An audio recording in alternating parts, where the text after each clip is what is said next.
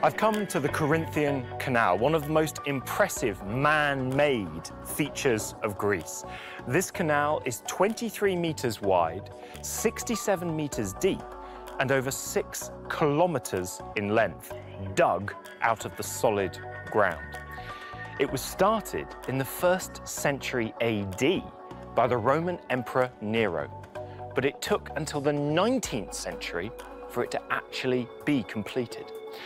There's a relief carved into the rock just up where the canal really gets steep and begins, and it's a relief of the heroic, mythical, ancient Greek hero Hercules. This really was a Herculean labor to complete. With a near constant speed of 2.5 knots, the current changes direction every 6 hours with the daily tides. Now, why did they bother? Well, it's because this is the key crossing point if you want to save time sailing from the Corinthian Gulf and the Adriatic through to the Aegean. If you can't sail through here, you have to sail all the way around the Peloponnese. So just like the Panama Canal and the Suez Canal, this was constructed to save time and thus money. The people who controlled this crossing point, as a result, were extraordinarily powerful. From time immemorial, before this canal was here, what people would do would haul their ships out of the water, put them on a sort of railway device, and take them across to the other side before putting them back in the water. The cities here really controlled who traveled from one part of the Mediterranean to another. And of course, they also taxed it.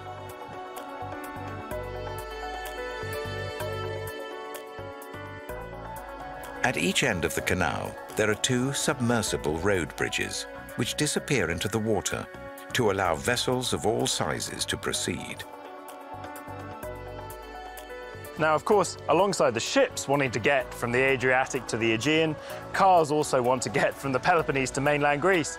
So the solution was a bridge. But the bridge here is extraordinary. It sinks down below the water so that the ships can pass by. And the rest of the time, well, it's as if there wasn't a canal here at all. If you have a spare hour, it's fascinating to sit and watch this aquatic dance unfold.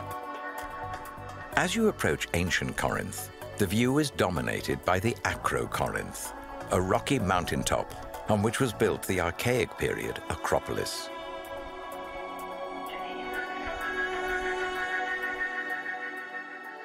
The ancient Hellenistic city of Corinth was largely destroyed when the Romans invaded. But Julius Caesar re-established the city as a major settlement in 44 BC, turning it into a thriving center of commerce and politics. Unlike Athens or Thessaloniki, it was a modern cosmopolitan city, less rooted in Greek mythology in the traditional ways. Behind me is the ancient city of Corinth that controlled the isthmus, the crossing point between the mainland and the Peloponnese.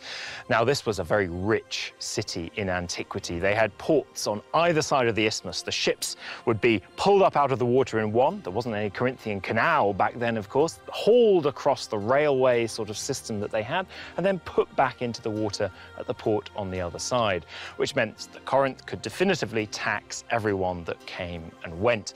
The city became rich, it became a thriving marketplace, a place for traders and for merchants. Well, that was until the 2nd century BC, because then, in 146 BC to be precise, Corinth found itself on the wrong side of ancient power politics, against the might of Rome. Now, Rome, in this period, came to control the entire Mediterranean, and, well, they decided to make an example out of Corinth. They destroyed the city to the ground, enslaved and massacred its inhabitants. Corinth was destroyed, but it was refounded as a Roman colony by a man no less than Julius Caesar in 44 BC, and he populated it with a lot of ex-slaves from Rome who farmed the very fertile land around. And once again, slowly, the city rebuilt itself into a thriving cosmopolitan hub. What you can see at Corinth today is mostly Roman. But you can still see a little bit of the ancient Greek city that existed for centuries before, and that's the Temple of Apollo, whose columns are still standing tall. Apart from that, it feels like a very Roman town. The Roman Forum is there, the marketplace, the Roman Odeon, their sort of theatre. It's an extraordinary place to walk around and to see a city that has, despite making some incredibly bad decisions several times through its history, been able to come back and thrive every time. A notable element of these Roman ruins is the number of buildings that served as shops, reminders of the city's role as a key commercial centre. The Apostle Paul lived and worked here in Corinth as a tent maker for 18 months. You will no doubt have heard the words of St. Paul that he delivered to the Corinthians because of the famous letter to the Corinthians, from which, if you've been to any kind of Christian wedding service, no doubt you will have heard that famous reading, "Love is patient, love is kind." These are the words of St. Paul here at Corinth. It was in the centre of the Roman Forum here that Paul was arrested, and like so many before, forced to stand in front of this bema to face judgment before the Roman proconsul, Gallius. Public flogging took place here.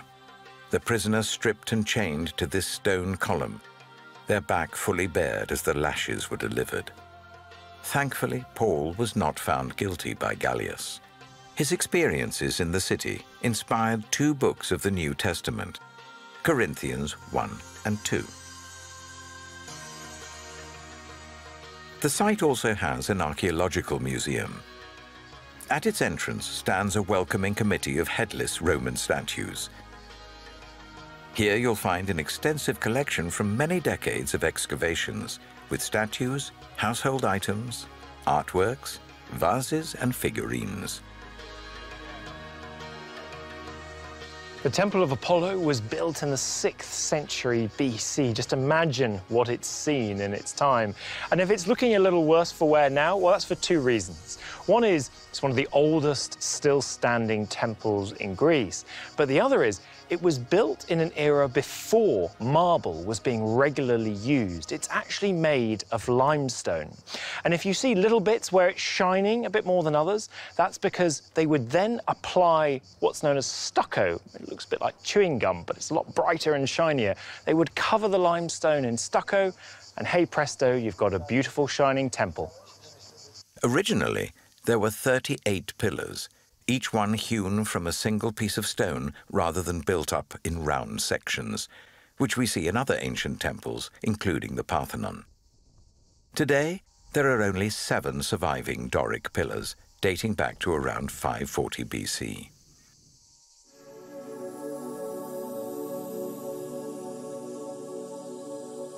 ACROCORINTH rises to over 500 meters, offering a lofty position that was easy to defend.